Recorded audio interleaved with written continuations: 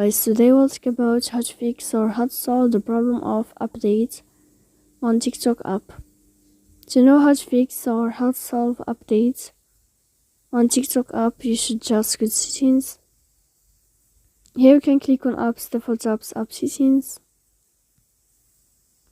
Then you'll enter to the window or to the app of TikTok. Here you can click on first stop and you can click OK. Then you will enter to the window of storage. Here you can click clear cache. But pay attention, don't click clear data because that can cause you errors or can delete your account. In the end, you can go to Play Store and you can update your app on the blue sign of update. So please don't forget to support us by like and subscribe. See you next time in another video.